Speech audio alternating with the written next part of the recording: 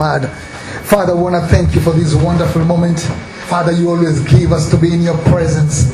We enjoy being in your presence. We love reading your word because, Father, we know the entrance of your word always brings light, always brings life. Father, we know every moment we open this word, you speak to us. This afternoon, our hearts are ready. May you come and speak to us. May you come and minister to every one of us. In the mighty name of Jesus Christ, we pray and believe. Amen. God is good. All the time. And all the time. God is good. God gives grace to the humble. Amen. Hallelujah. God is going to give grace to the humble. There's a scripture we began today in the book of Matthew chapter 3 and verse number 17. And it's talking about the baptism of Jesus. And the Bible makes us understand when Jesus had been baptized, he came from the water and there was the Holy Spirit descending. And as the Holy Spirit was descending, there was a voice that came from heaven. The voice of God, and said, "This is my beloved Son, with whom I am well pleased." Hallelujah. There are people that God is well pleased with. There are people that God approves. Hallelujah. There is something that God looks and is drawn to some people. And this is humility. When you look all the people that were humble before the presence of God, they were humble people. Hallelujah. The Bible makes us to understand two can never walk together unless they are in agreement. You cannot be able to walk with God unless you are a humble person. Hallelujah. The Bible talking about the children of Israel in the book of 1 Corinthians chapter 10. It says they left Egypt. They were all baptized unto Moses, and all of them, they ate the same spiritual food. But they say most of them, God was not well pleased with them. There are those that God is well pleased. And if God is well pleased with you, he covers you with his grace.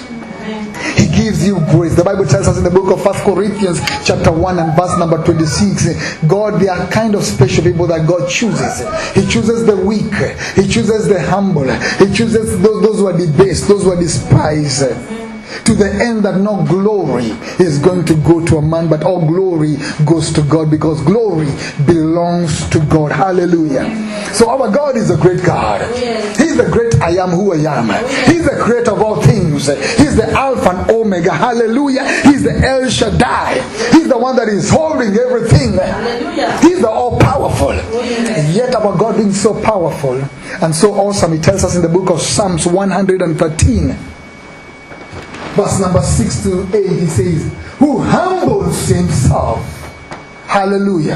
He humbles himself to behold the things that are in heavens than the things that are in earth. Hallelujah. He raises up the poor out of the dust and lifts up out of the ashes. Hallelujah. Yet he's so powerful. He's so awesome. He's so great. He's so mighty.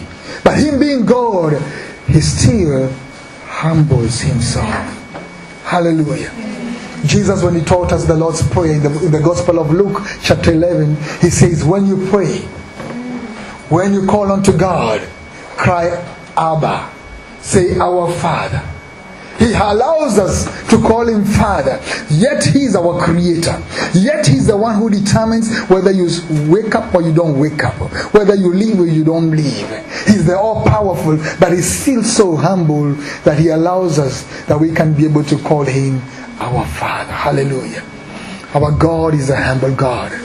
And if you're going to walk with God, if you're going to dwell with God, if you're going to receive grace from God, you must humble yourself.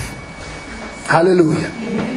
Christ, our Savior, is our perfect example of humility. Is our perfect example of how we ought to walk in humbleness. The Bible tells us in the book of Philippians chapter 2 and from verse number 5. Philippians chapter 2 from verse number 5, he says, let this, hallelujah, let this mind be in you, which was also in Christ Jesus. Hallelujah. Humility is in your mind. Hallelujah. It begins in the way we think. Hallelujah. It begins in the way we position ourselves. He says, let this mind be in you that was also in Christ Jesus, who being found in the form of God, did not consider it robbery to be equal with God, but made himself of no reputation, taking the form of a bond servant and coming in the likeness of man. And being found in the appearance of man, he humbled himself to become obedient to the point of death, even the death of the cross. Hallelujah. God wanted to come into this earth as a human being. He could have chosen anywhere to be born. There were best places he could have been born. There were good places he could have been born. But he chose to be born in a manger. He humbled himself, hallelujah, to be born in a place where not even people in those ages, those times, they would like to be born. That was humility. He could have said, if I'm coming, let me be born in the royal family. If I'm coming, let me be born in the palace. But he humbled himself. He was born in a place where was so much despised. There was no place for him. He humbled himself. And not only that, when he humbled himself, he was not only born in a manger. The Bible tells us he was raised up in a city called Nazareth. Nazareth was not a posh estate. Was not a beautiful place, because when Nathanael was told, we have found Jesus from the city of Nazareth, he said, can anything good come out of Nazareth? You can imagine the reputation Nazareth had. There were many good cities he could have chosen himself to be raised in. Very beautiful places with beautiful houses, with a beautiful neighborhood, with a beautiful connection. But he chose himself to be raised up in a place where it was despised.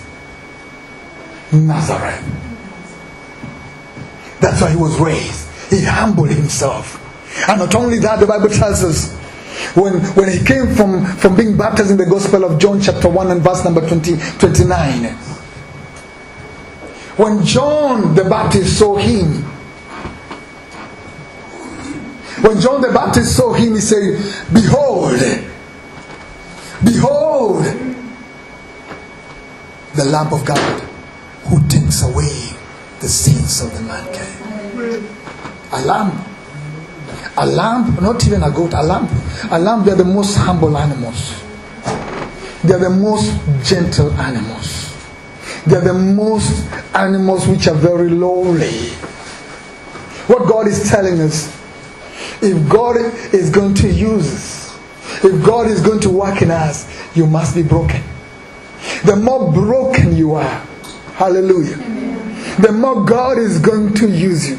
God doesn't look for those things which are already so wonderful and so beautiful. He looks for the broken. Hallelujah. He takes the broken pieces, he put them together. He takes your broken life, he put it together, that to the end you may say, if it wasn't for the glory and the grace of God, I won't be here this day.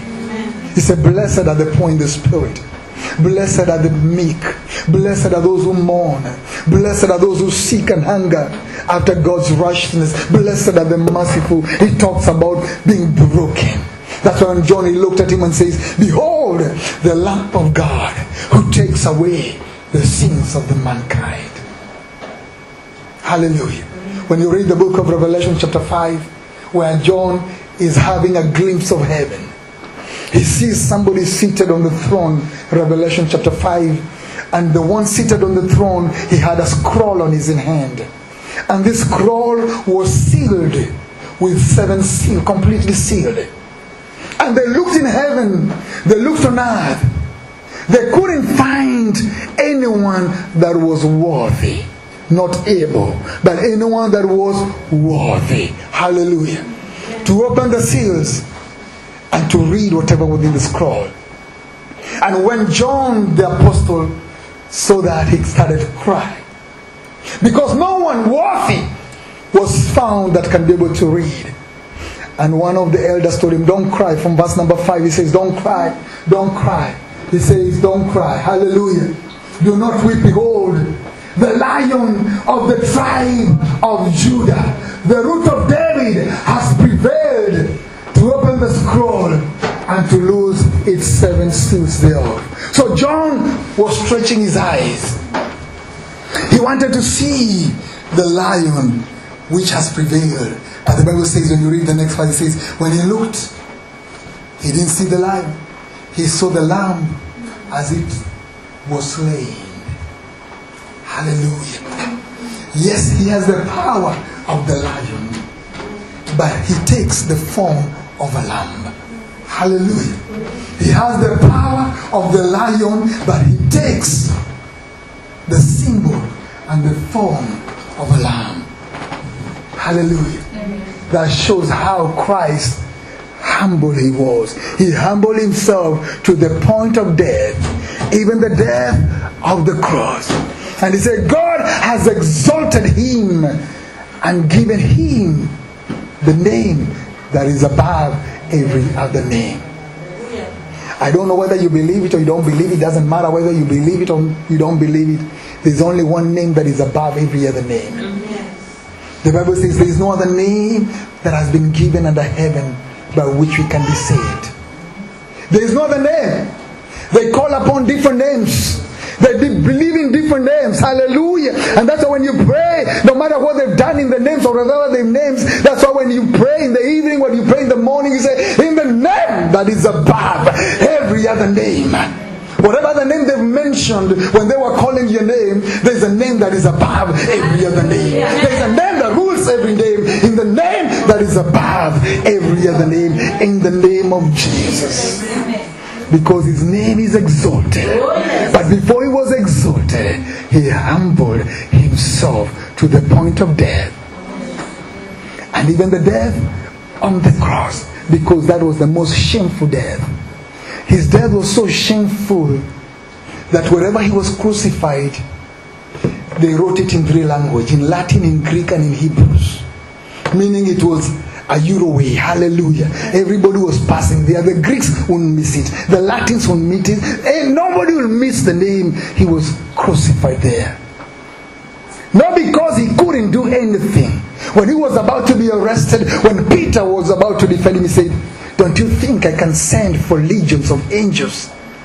On that account, when you read in the book of John, the Gospel of John, when they came to arrest him, he said, whom are you seeking? He said, Jesus. He said, I am. What happened? They fell down. Hallelujah. He just said, I am. They fell down. So he had the power not to be arrested if he wanted, but he wanted the scripture to be fulfilled. The purpose of God to be fulfilled. He had to shed of his power for them to be able to arrest him.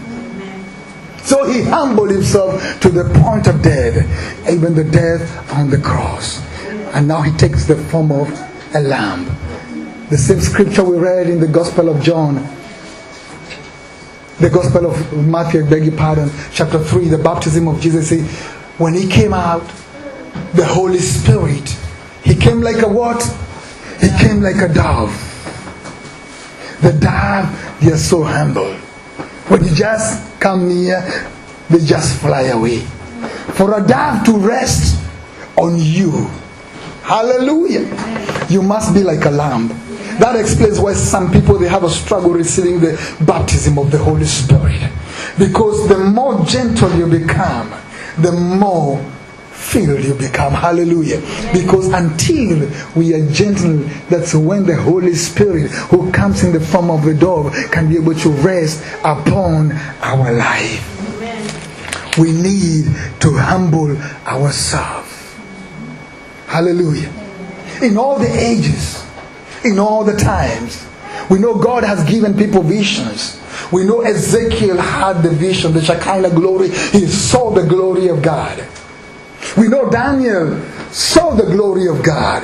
He saw the Lord seated high, hallelujah, on his throne. We know Prophet Isaiah saw the Lord seated on his throne. But there's one man, he didn't sit in a vision. He saw God face to face. Hallelujah. Moses. The Bible says Moses, he saw God face to face. He spoke to God face to face. God was speaking to the prophets through visions, through dreams. But Moses, he was speaking mouth to mouth. Hallelujah. This man, he found favor in the presence of God. But what made him to be different? Numbers chapter 12.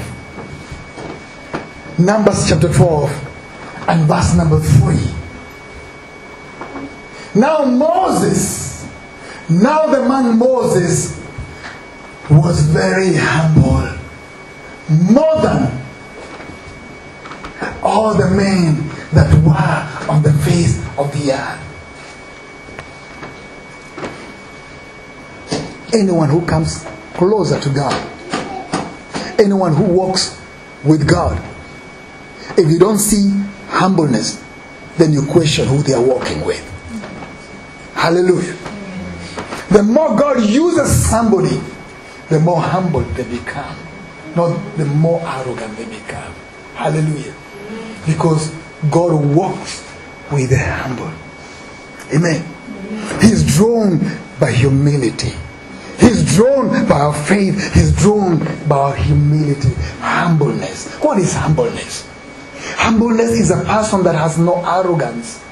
Humble is a person who does not think about himself. It's not about him exalting himself.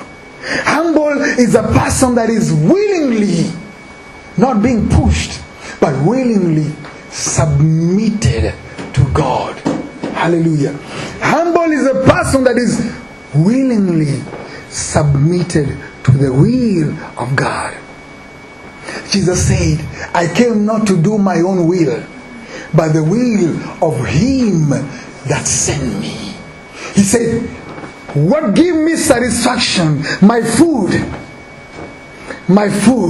is to do the will of him that sent me. John the Baptist was the only man who was found who was worthy to baptize Jesus. Hallelujah. This is what he said. He declared, I must decrease as God increases. Hallelujah.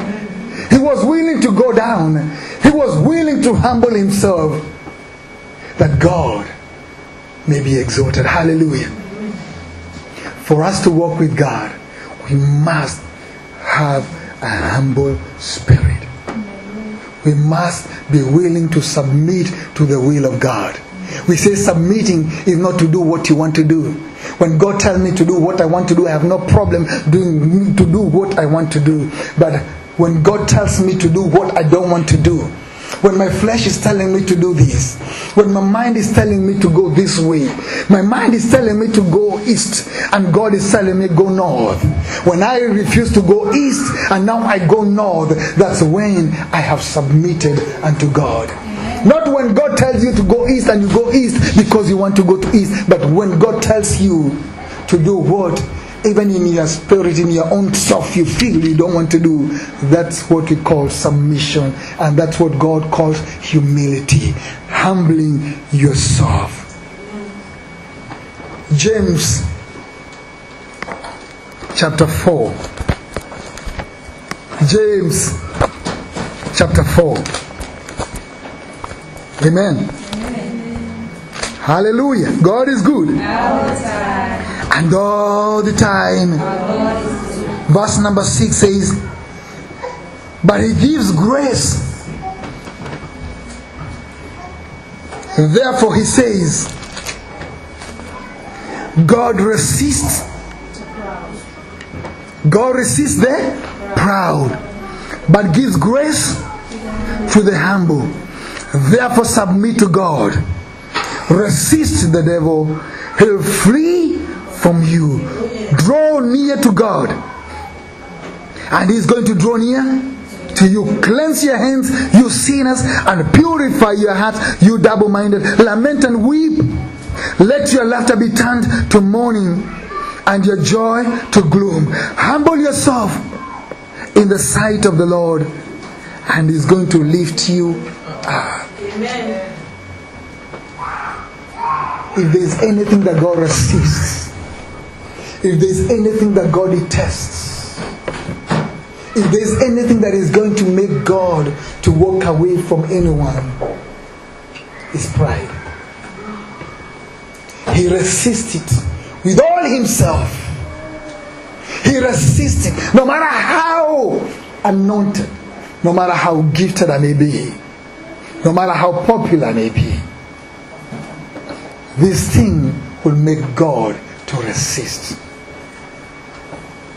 Pride is what made the devil to be the devil today.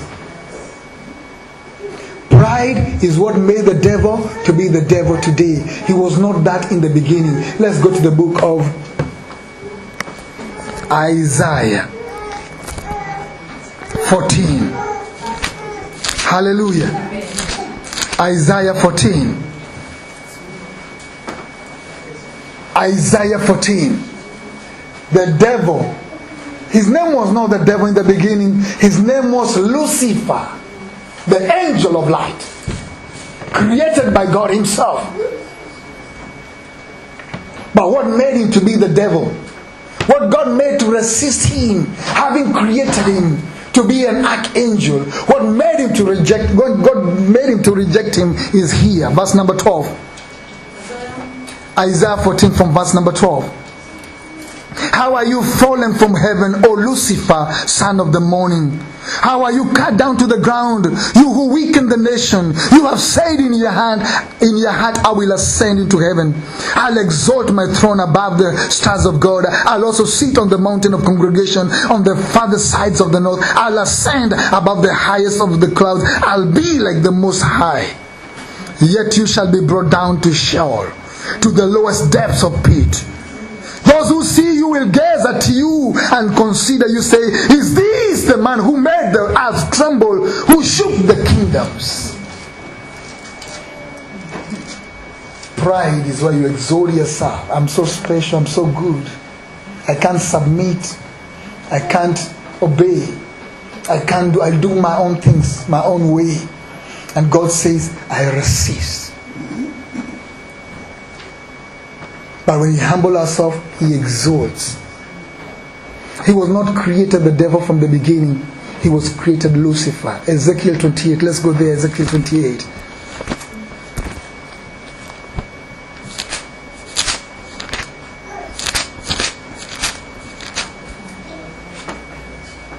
From verse number 12.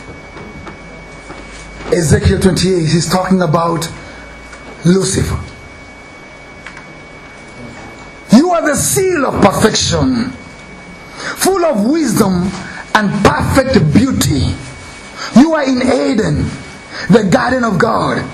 Every precious stone was your covering. The sardius, the topaz, the diamond, the beryl, the onyx, the jasper, the sapphire, the turquoise, the emerald, with gold, the workmanship of your timbers, pipes were prepared for you in the day you were created. He was created perfect. You are the anointed cherub who covers. I establish you. You on the holy mountain of God. You walked back and forth in the midst of the fiery stones. You were perfect in your ways from the day you were created till iniquity of pride was found in you, and it was cast out.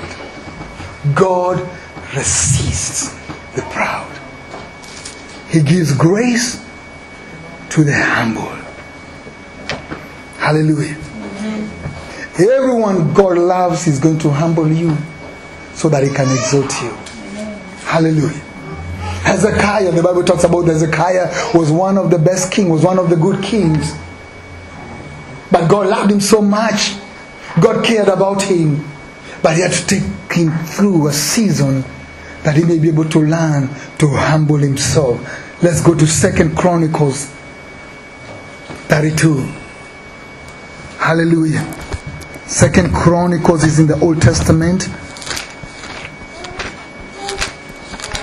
32. And I want us to look verse number 24. He says, in those days Hezekiah was sick and near to death. He prayed to the Lord. He spoke to him that he gave him a sign. But Hezekiah did not repay according to the favor shown him, for his heart was lifted up. Therefore wrath was looming over him, over Judah and over Jerusalem. Then Hezekiah humbled himself from the pride of his heart. he and the inhabitants of Jerusalem, so that the wrath of the Lord did not come upon them in the days of Hezekiah. God is moved by humility. Wherever you humble himself, wherever we humble ourselves, God is moved by that. Even King Ahab was the most worst king. When judgment was spoken over his life by Prophet Elijah, when he was told you'll die and the dogs will eat your body and drink your blood, when he was in that field of Naboth, whom he had killed, executed to have the land, he humbled himself, he fasted, and God saw the humility and said, I'm not going to bring that calamity upon his days, but in the generations to follow, because God is moved by humility. Hallelujah. Apostle Paul, we know God used him so much. He has written most of the New Testament. He saw great revelation. He saw great things. Wherever he was going, the world was being turned upside down. Handkerchiefs from him, they were taken, people were healed. He saw great things. God loved him so much. But there's a testimony he gives us in the book of 2 Corinthians 12. We go there, 2 Corinthians 12. 2 Corinthians 12. From verse number 7. He says, and lest I be exalted, lest I become proud, lest I start seeing other people less, I'm more good, I'm more used of God, I'm the more anointed, more apostle, lest I should be exalted above measure by the abundance of the revelation. A thorn in the flesh was given to me, a messenger of Satan to buffet me, to beat me down, lest I be exalted above measure. Concerning this thing, I pleaded with the Lord 3 times, get it from me, Lord, that it might depart from me. But he said to me, my grace is sufficient for you, for my strength is made perfect in weakness. Therefore most gladly I would rather boast in my infirmity, that the power of Christ may rest upon me. Whatever it takes to humble me, God, I receive it. I don't want to get over my head. I don't want to get over myself and miss the presence of God and miss God to walk with me. He says, I rejoice in this because this keeps me in a place where I'm totally submitted to the will of God. I'm totally submitted to the word of God. I need God. Pride is come where you come, people come and place, I don't need him anymore. Now you think you yourself, you're in charge of your life. But he said no. There's somebody who prayed in the book of Proverbs chapter 30. He said, God, 2 things I ask. Don't give me riches or poverty. Lest I become so rich and ask, who is God? I want to need you all the time. Because riches are good. Money is good. But money, only when you get it, it will magnify the things and the weakness that in your life is not going to correct them. If you have a weakness, when the money comes, it will just magnify it. He said, don't give me this that is going to make me question why I need you. I want always to need you. I want always to call upon your name. Hallelujah. I want always, this is what Paul is saying. This kept him in a place where no matter how much revelation, no matter how many people he had led to Christ, no matter what was happening, he knew that he needed God. Hallelujah. He knew that he needed God. Matthew 18 verse 4. Matthew 18 verse number 4. Hallelujah. He says, therefore, whoever humbles himself as this little child is the greatest in the kingdom of God. Hallelujah. In the kingdom of heaven. Whoever humbled himself. It's not about God humbling you. It's about us humbling ourselves. It's about you placing yourself under the authority of God. It's about placing myself under the authority of the Word of God. Hallelujah. God cannot force you under His authority. He cannot enforce the authority of His Word over your life. But you choose, I choose that God, I bring myself under your divine authority. God, I choose myself to bring myself under the authority of your Word. Your Word is the supreme authority in my life. As your Word goes, I go. I don't question your Word. I don't argue with your Word. I don't reason out your Word. I receive your Word as it is. Humbling yourself. You bring yourself to that place. Hallelujah. You tell yourself, you tell your own body, you tell everything that is in you, be submitted to God. Matthew 23 from 11:13. But whoever, hallelujah. Matthew 23. Let's read it together. 11 and 12 says, but he who is greatest among you shall be your servant. For whoever exalts himself will be humbled. And he who humbles himself will be exalted. You bring yourself up, God brings you down. You bring yourself down, God lifts you up. Hallelujah. Amen. The more you want to go up, the more you need to go down in the presence of God. And God will lift you up. The more you take yourself up, the more you're going to be cast down. Humble yourself. The more submitted and obedient to the Word of God. Even when no one is seeing, even when they're talking against us, the more God is going to exalt you. Jesus gave us a parable. He said, when you're invited in a feast, when you're invited in a ceremony, don't just go and choose and go and sit there at the high table. And then the owner of the service says, and please, you give this chair to this one. No, go and sit at the back. Hallelujah. And let you be honor be brought from behind to the front. But if you take yourself in the front, you'll be taken at the back in the presence of everyone, and there'll be shame. When we humble ourselves, God is going to exalt us. When you exalt yourself, God is going to bring you down. Humility is a garment. 1 Peter chapter 5. Hallelujah. Humility is a garment that we have to put on purpose. Hallelujah. This morning, we all woke up this morning. Hallelujah. We all this morning had purpose to come to church. This morning when we woke up, we didn't just woke up dressed. We woke up this morning, we chose and decided what to put on.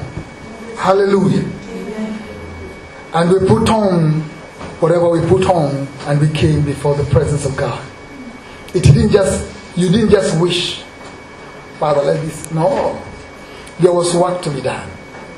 Hallelujah. Amen. There was preparation to be done. It's the same way with humility. It is not going to come on us automatically. It's something like on purpose today, you purpose to put on what you're putting on. Hallelujah. 1 Peter chapter 5 from verse number 5. It says, likewise, you younger people, submit yourself to your elders. Yes, all of you be submissive to one another. Be clothed with humility. There is a garment you clothe on, and God is drawn to that cloth. But when you put on the garment of pride, God resists that. There is a cloth you put on, and God is attracted. God is drawn to you. and this is the garment, you make sure every day I put on the garment of humility. I made a decision, I'm going to submit to God. I made a decision, I'm going to submit to the will of God. It's a garment you put on every morning. You put on every moment. Hallelujah. A garment that because you want the grace of God. Because you want the presence of God. You don't want to resist God. You want God to walk with you. So you put on that garment. I've made a decision. Say, put on. Be clothed with humility. For God resists the proud. If you want favor to go with you, clothe on humility every morning. If you want grace to surround you, put on humility, because God's grace will be around you. Hallelujah. But God resists the proud, but He gives grace to the humble. Therefore, humble yourself under the mighty hand of God, and that He may exalt you in due time. He may exalt you in due time. Is a garment we put on. Humility will determine whether your prayers are answered or not. Hallelujah. God does not answer the prayers of the proud. Psalms chapter 9. Hallelujah. Psalms 9. Hallelujah. Psalms 9, and you're going to look at verse number 12.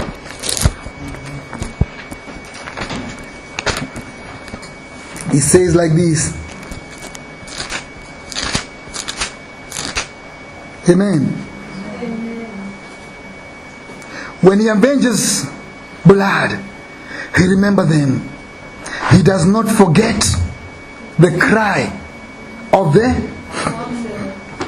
He's not going to forget the cry of the humble.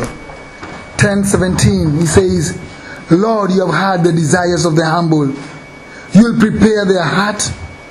You'll cause your ear to hear them. Because the humble is one who is totally submitted, looking unto God for help. You don't have plan B, you have only one plan, God, and you submit to God with all your mind, with all your soul, with all your spirit. Amen. Humble people, God dwells with them.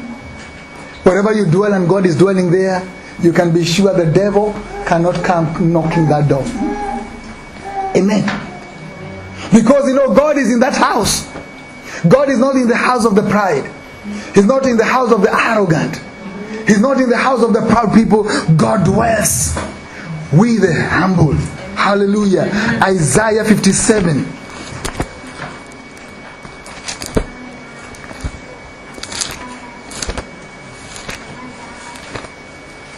And verse number 15. He says, For thus says the high and lofty one, who inhabits eternity, whose name is holy.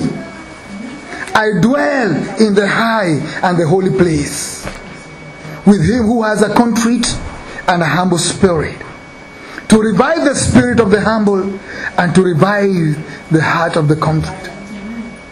When the humble cry, God is dwelling with you. God is in your presence. You're in the presence of God. Because God is drawn by our humility, our humbleness, our willing to walk with Him.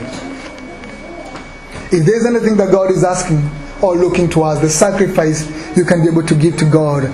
This is what David said in the book of Psalms 51 and verse number 17. He said the sacrifice to God is not the bulls and the goats.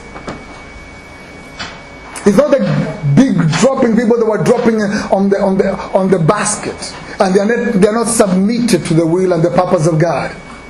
Because you can't bribe God with your gifts. The Bible said, "Do not be mocked." God cannot be deceived. So we cannot mock God, we cannot deceive Him, we cannot bribe Him. He says the sacrifice of God is a broken spirit, a broken and a contrite heart. This one God will not despise. And this means somebody that is totally, completely ready to submit to Him. I'm not saying submitting to Him is going to be easy. It's going to be pleasant. But once you make a decision, God gives you the grace. Hallelujah. God is not going to ask you to make 10 steps in a day. One step at a go. One step at a day. Hallelujah. You made a decision to walk with Him, to obey Him. As we close, in the book of Exodus 33, we said God loved Moses so much. God loved Moses so much. This is the prayer that Moses was praying. This was the determination that Moses had. He prayed to God. Let's read Exodus 33 from verse number 12. He says, Then Moses said to the Lord, See, you said to me, Bring up this people, but you do not let me know whom you send me. Yet you have said, I know you by name, and have also found grace in your sight. Now therefore I pray, if I have found grace in your sight, if I have found grace in your sight. It's a sincere prayer and cry of Moses. Moses has seen the power of God. He has seen miracles in Egypt.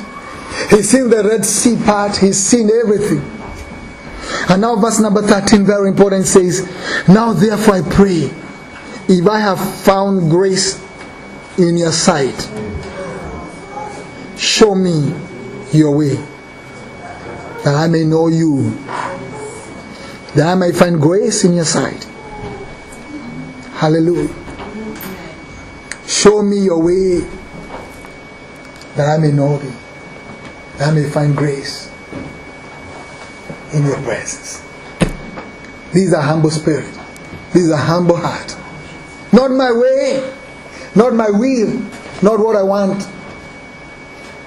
You may have your way and miss God. But the way of God is the best. And that's why he says, show me your way that I may know thee. Because in your way there is no grace. In your way there is no favor. In your way there is trouble. In your way there is pain. But in the way that God has ordained, yet there may be trouble, there may be all this, but the grace of God is with you. The enablement of God is with you. The peace of God is with you.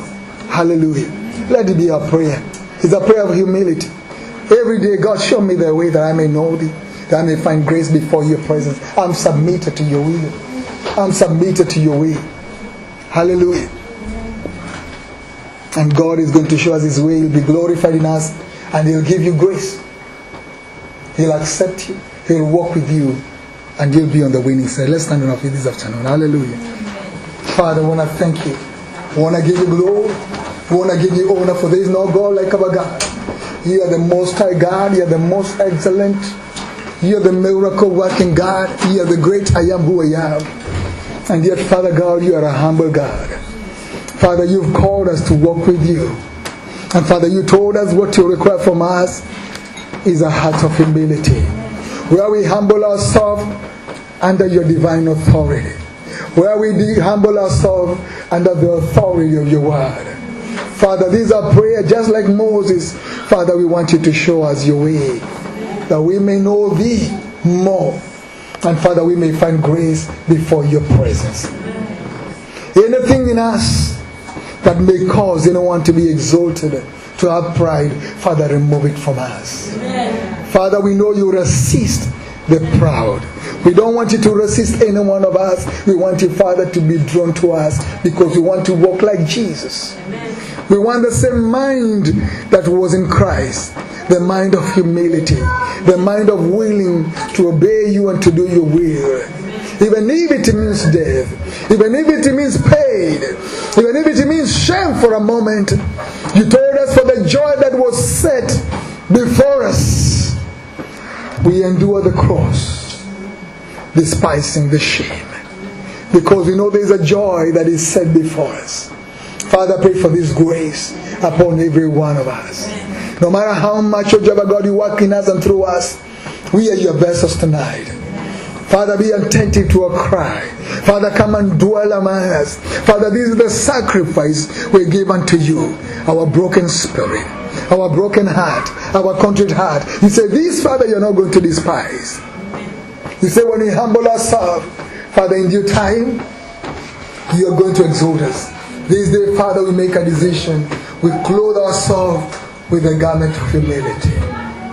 That, Father, we may decrease. And, Father, you may increase in us. That your Holy Spirit, who came in the form of a dove, will find rest upon us. Because we are humble like the Lamb. We are walking like Jesus. Father, let your grace, let your goodness be upon every one of us. In the mighty name of Jesus Christ, we pray and believe. Amen. Amen. I want just to speak to the Lord. Just speak like Apostle Paul speak to the Lord. He said, whatever it has been that kept him there, he thanked God for it and says, God, I know your grace is sufficient. If this is going to make me to remain in my right mind, in my right understanding, in my right position, Father, be you glorified. Take over my life. Be there anything in me that, Father, may stand between me and you. This day, I give myself unto you. Break me, mold me, cut anything that needs to be cut. Do a new work in me tonight. Hallelujah. Just speak to the Lord. Father God, we present one more time ourselves into your presence this day. We know, Father God, you are the potter. Father, we are the clay. We are the works of your hands.